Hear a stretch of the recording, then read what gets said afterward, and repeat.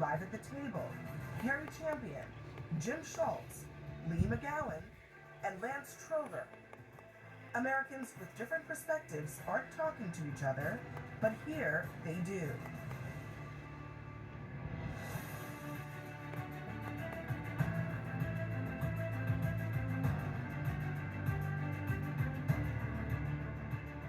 Good evening, I'm Abby Phillip for a special edition of Newsnight. This summer, we are taking the show on some field trips. We're spending our Fridays right here at the Food Network's kitchen in New York, our sister company.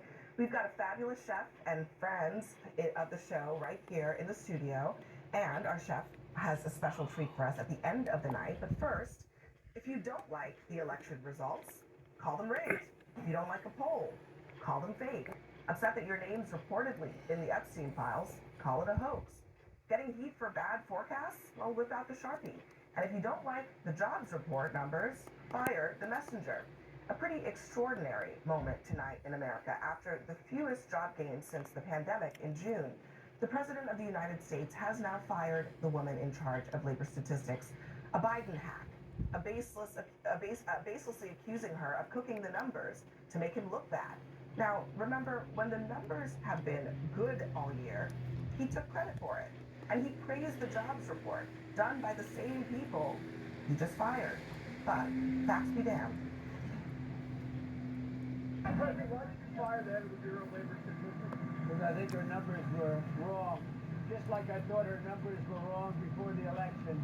Days before the election, she came out with these beautiful numbers for Kamala. I guess Biden/Kamala. And she came out with these beautiful numbers trying to get somebody else elected. Then right after the election, I think on the 15th, November 15th, she had an $800,000 or $900,000 massive reduction. Said she made a mistake. That woman's numbers are. He is totally wrong about that. Days before the election, the economy added only 12,000 jobs, well below expectations. Now, that's terrible. They also revised down the previous month's numbers. So if they were trying to juice Biden's numbers, it was the worst executed conspiracy of all time.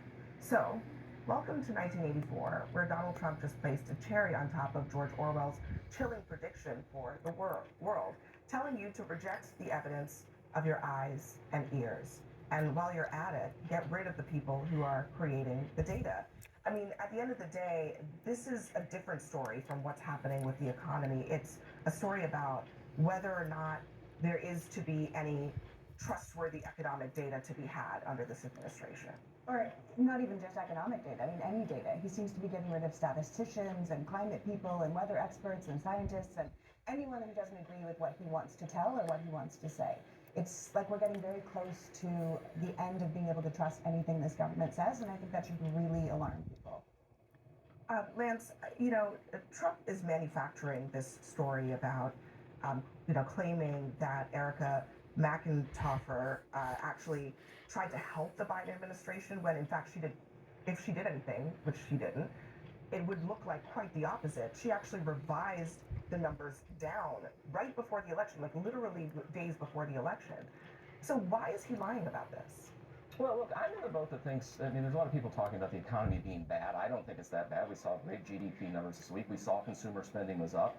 This is the worst economy in 15 years. What are you talking about? Well, That's what how the do you numbers explain the say. 3% GDP increase that happened this week? How do you describe consumer spending's up? Come on, Lee. I don't know that I would say that this is the worst economy. Oh, in no, of 15 course, years. that's absurd. For a 3-month period, it is. I think We that saw the worst of the worst with Joe Biden. Inflation going up 25%. there are some red flags about the overall health of the economy. Yeah.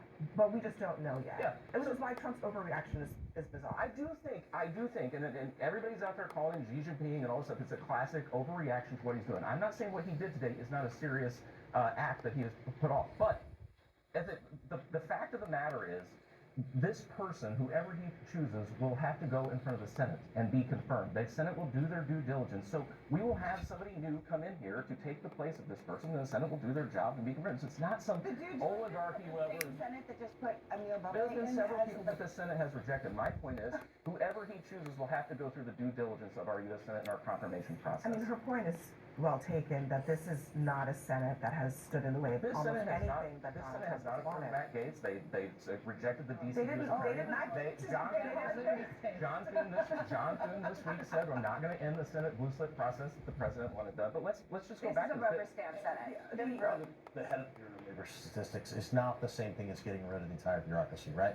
So the bureaucracy behind that goes nowhere. The career folks, they're going nowhere. They're not getting fired. The people who come up with the numbers are the same people that are going to be coming up with numbers. Whoever leads that agency, whoever the figurehead is that leads that agency, it's his choice to make that pick. That person has to again withstand scrutiny of the U.S. Senate, and then if Congress wants to step in and manage this through oversight, they have every ability to do But that. what message is Trump trying to send? Can I just say- Because he's trying to send a message, and he's been Well, I super think he clear about raises it. a very What valid message point. is he trying to send? I think he raises a very valid point about these revisions of numbers. I know that is standard in what they do, but whether it was under the Biden administration or whether it's under this one, today's was 258,000 jobs. We talk about giving certainty to businesses and this economy. What kind of certainty is it to say? Do you understand how the labor statistics surveys work? Absolutely. Well, And then if you did, so how are you they off by that much?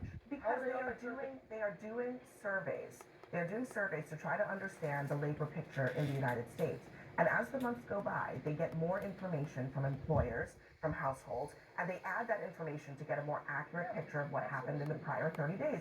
So it's actually a statistical process that is designed to, in real time, correct based on new So we can't information. question It's that quite the process. opposite of what you're suggesting. No, we The can't revisions are question not a that process. cover-up. The revisions Whether they are go up or down, I'm not transparency. arguing with the president's argument. I'm saying if they're off by 800,000 up or down, or 258,000 this time, what kind of certainty is that? Okay, it's not How something, can it's you do a better science. job so you don't have to have those revisions? So Right? What's wrong with by the way, what's wrong with asking that question? William Beach is the former Bureau of Labor Statistics Commissioner under Trump. Trump appointed him, and he also served under Biden for 2 years. So Biden had a Trump appointee for 2 years.